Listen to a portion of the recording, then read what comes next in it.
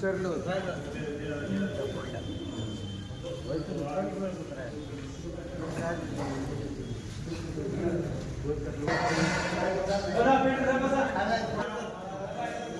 चलो चलो चलो बाद में वजू करो बाद.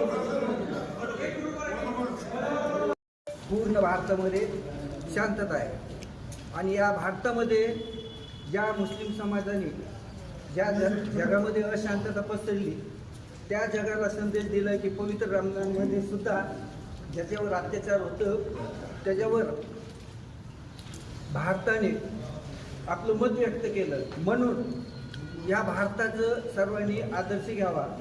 आणि गेल्या अनेक वर्षापासून आमचे भाई विष्णुपंतजी घोलप हे शेतकरी कामगार पक्षाच्या वतीने इफ्तार पार्टीचं आयोजन करतात.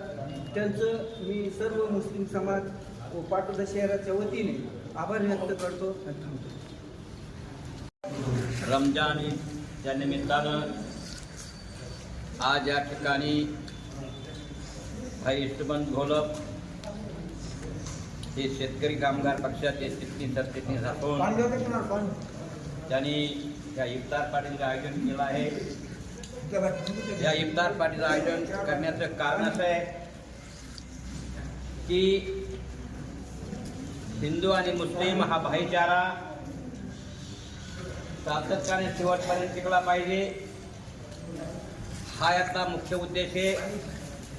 हे समोर ठेवून त्यांनी या पार्टीचं जे आयोजन केलं याबद्दल मी माझ्या भारतीय कम्युनिस्ट पक्षाच्या वतीनं हिंदू मुस्लिम आणि भाई विष्णुपंत घोलप यांना हार्दिक हार्दिक शुभेच्छा देतो. मित्रांनो, आज या जागतिक परिस्थितीमध्ये जागतिक परिस्थिती विचाराच्या वातावरणाचा जर विचार केला तर आज जागतिक प्रश्न जगासमोरचा जे प्रश्न निर्माण झाले आणि ह्या देशासमोर जे प्रश्न निर्माण झाले ते या जगाला महायुद्धाचा फार मोठा धोका निर्माण झालेला आहे.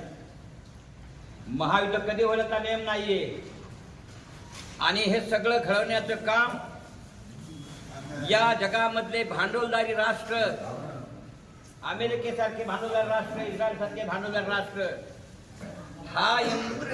हा रमजानचा किती शुद्ध महिना आहे